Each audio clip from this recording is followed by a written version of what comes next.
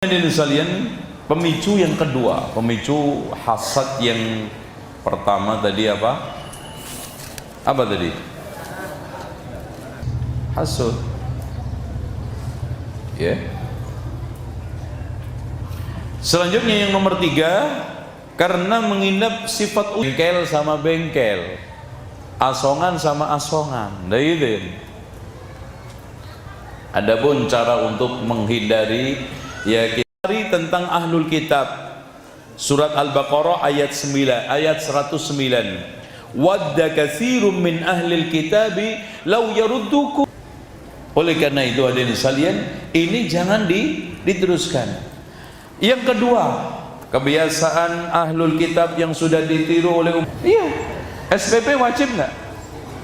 Ya kalau nggak wajib, belajarnya juga nggak wajib. Udah, Ustadz asal aja ngajarnya.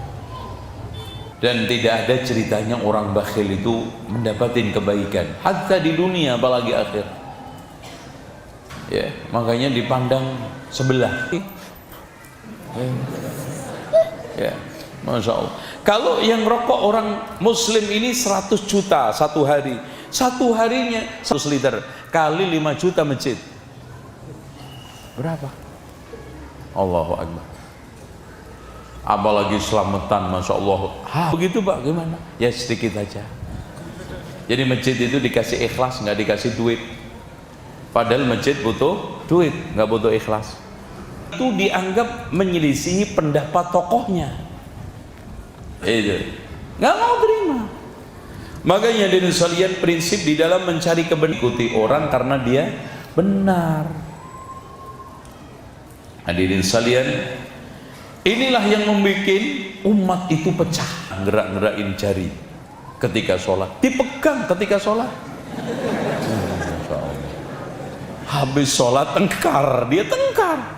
Waro'ah wal haq, padahal Islam itu benar. Dia ingkari, dia tolak karena nggak sesuai dengan ucapan pendetanya, tokoh agama. Bismillahirrahmanirrahim. Diperalat untuk membenarkan kesesatan tersebut lewat apa? Penyimpangan tafsir. Ya, itu sangat kita temukan banyak. Contoh aja, bagaimana orang Syiah membenarkan bahwa Abu Bakar dan Umar itu mengkhianati wasiatnya Rasulullah, bahwa setelah peninggal Rasulullah yang mengganti Ali. Ternyata dikhianati Abu Bakar Umar, akhirnya beliau yang ngambil, Abu Bakar yang mengambil, dengan firman Allah, amma yatasaalun 'anin naba'il 'adzim. Mereka bertanya-tanya tentang berita heboh pengkhianatan Abu Bakar dan Umar terhadap wasiatnya Rasulullah. Jadi naba'il 'adzim itu berita heboh pengkhianatan Abu Bakar Umar terhadap wasiatnya Rasulullah. Loh kan? Itu. Dengan demikian, betul kata Imam Ibnu Qayyim di dalam kitabnya Syifa'ul Alil, tidaklah ada satu ahli bid'ah melainkan telah menjadikan Al-Quran dan Sunnah diperalat untuk membenarkan kebid'ahannya, kesesatannya. Makanya Allah mengomentari, wa inna minhum la fariqan yalwuna alsinatahum bil kitab litahsabuhu minal kitab. Ngarang buku, ya, seakan-akan bukunya itu hebat sampai mengalahkan Alkitab, sehingga orang lebih mengatakan ini lebih hebat daripada Alkitab. Ini Alkitab sebetulnya. Akhirnya lihat Taurat Injil yang asli hilang, sekarang yang ada apa? Ayat surat Matius apa? Surat apa? Mata, Lukas, terus antum nggak tahu banget nih, ya. Surat-surat nama-nama pendeta, Yohanes, itu kan. Ini ditiru sekarang. Antum lihat lebih mengedepankan mazhab qala fulan.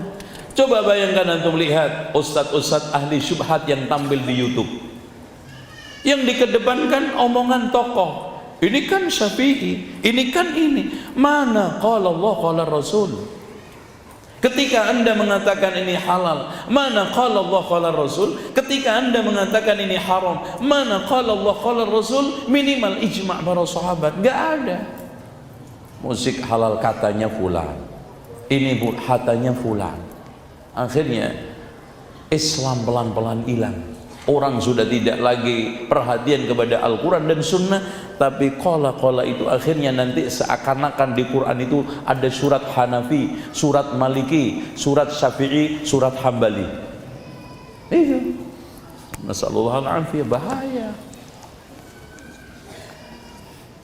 Makanya Abdullah ibnu Abbas ketika mengeluarkan pendapat atau menyampaikan satu hukum dari Al-Quran dan Sunnah, dilawan katanya Abu Bakar begini, katanya Abu Umar begini, hampir-hampir batu hujan turun dari langit menimpa kalian.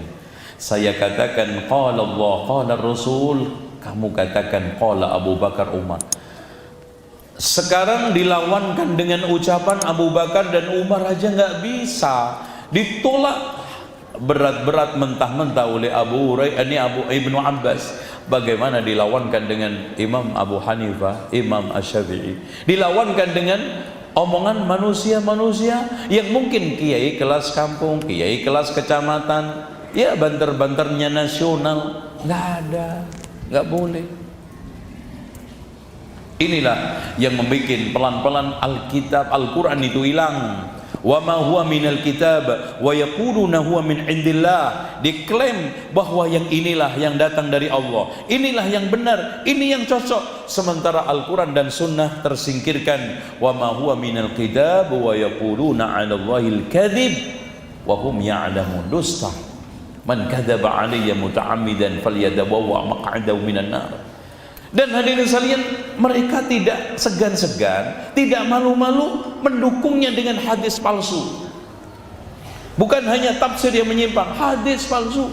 Makanya sering saya kritik, ada dai hari gini menyampaikan hadis palsu, kurang bahan banget. Wong Al-Quran yang jumlahnya 6.236 ayat, hitungan terbanyak Ibnu Katsir, itu diceramahkan sampai mati dai itu aja nggak habis kok. Sahih Bukhari antum pakai ceramah 15 tahun nggak habis itu. Sahih Muslim, lo kok sekarang sempat-sempatnya menghabiskan waktu ceramah, orang datang jauh-jauh sampaikan hadis palsu. Kalau sekarang hadis tujuan untuk menyampaikan ajaran toh, kalau sekarang hadisnya palsu berarti hasilnya ajarannya apa? Palsu. Ya kalau sudah ajarannya palsu, berarti surganya juga palsu. Itu cari surga sendiri. Itu kan gitu. Allah itu menjamin suatu amalan dengan dasar yang sahih karena adanya pahala, adanya surga. Lah kalau sekarang kita beramal mencari surga, hadisnya palsu, siapa yang jamin surganya nanti di akhirat? Hah?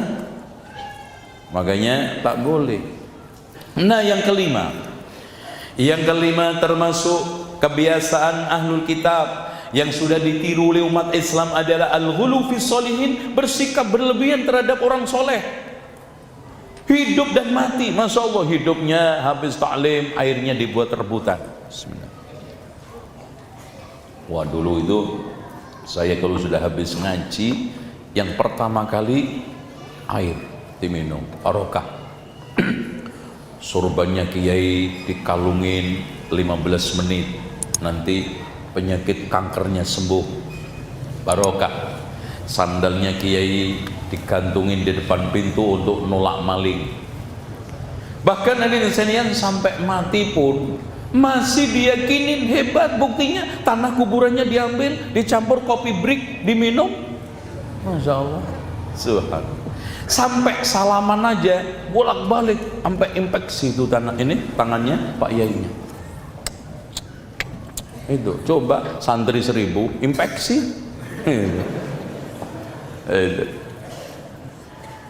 Sementara Allah menegaskan, ya ahlal kitab la taghlu fi dinikum wa la taqulu 'ala Allahi illa al-haq. innamal masihu Isa bin Maryam Rasulullah wa kalimatuhu. Dengan hulunya kepada orang soleh, akhirnya mereka menjadikan Isa Tuhan. Makanya Rasulullah memperingatkan kepada kita, la tadruni kama atratin nasara ibnu Maryam. Janganlah kamu kultuskan aku seperti orang Nasara mengkultuskan ibnu Maryam jadi Tuhan.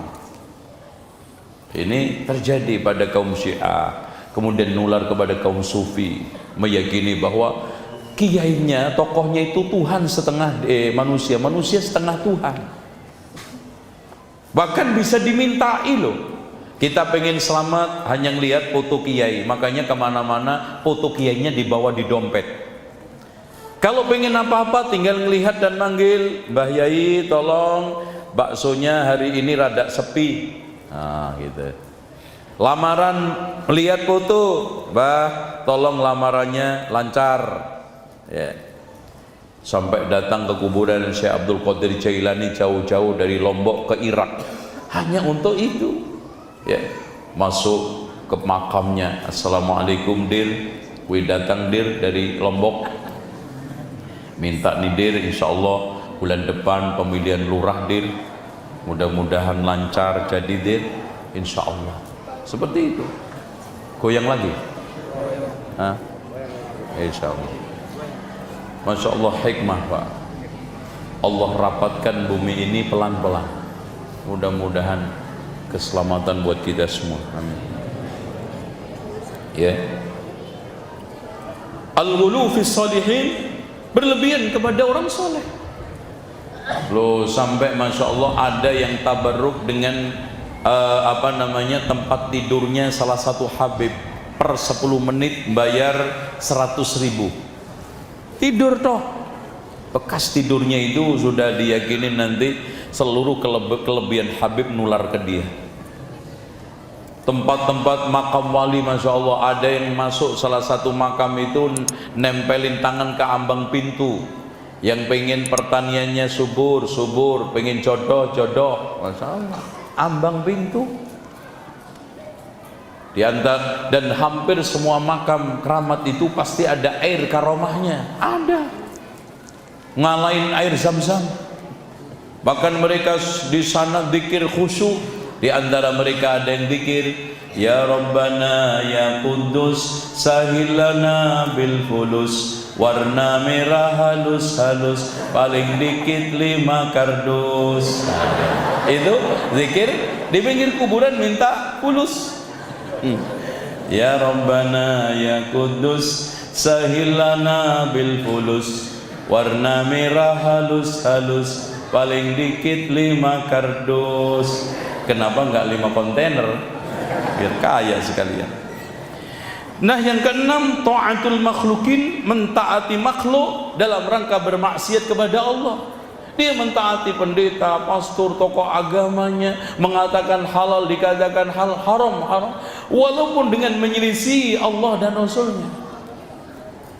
Ittakhadhu ahbarahum wa rubanahum arbaban min dunillah wal masih ibn Maryam. Dia menjadikan tokoh agama mereka, ilmuwan, agamawan, dan ahli ibadah mereka sebagai Tuhan-Tuhan selain Allah. Dalam masalah ketaatan, yang halal mereka katakan halal, ikut halalkan. Yang haram katakan mereka haram, ikut mengharamkan, walaupun menyelisih Alkitab dan Sunnah. Selanjutnya nomor 7, karena waktu, adalah rohbaniyah, kependetaan, kepasturan, kebiksuan. Jadi hadirin sekalian, mereka hanya ngurung di kamar sekian tahun, zikir terus, biksu, muterin tasbih. Makanya tasbih itu meniru Hindu. Antum lihat tasbihnya orang Hindu, biksu, sama. Itu bahkan mereka ada zikir sirri 1000 kali di otak, 1000 kali di jantung, 1000 kali di paru, sambil terus itu. Kadang-kadang la ilaha, ini zikir keras, la illallah, la illallah.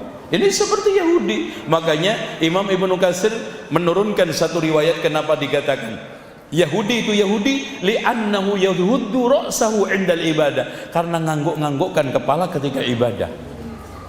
Itu la illallah, Lah, makanya mereka membagi zikir menjadi 4. Zikir pertama, zikir syariat, la ilaha illallah Muhammadur Rasulullah. Zikir yang kedua, zikir tarekat, la ilaha illallah, la ilaha illallah, sampai terus sampai hilang pelan-pelan suaranya sama hakikat din. Illallah, la illallah, la illallah, la illallah, la illallah, sampai tinggal Allah, Allah, Allah, Allah.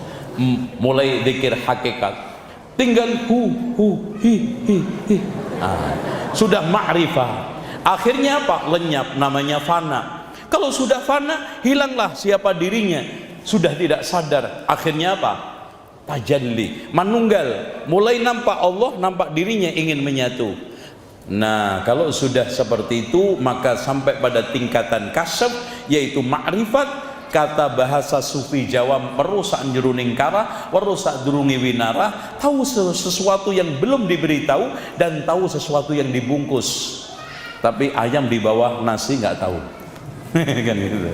Ada wali disuguhin makanan, lauknya di bawah nasi, marah-marah, mana lauknya ini? Oh, belum datang ini.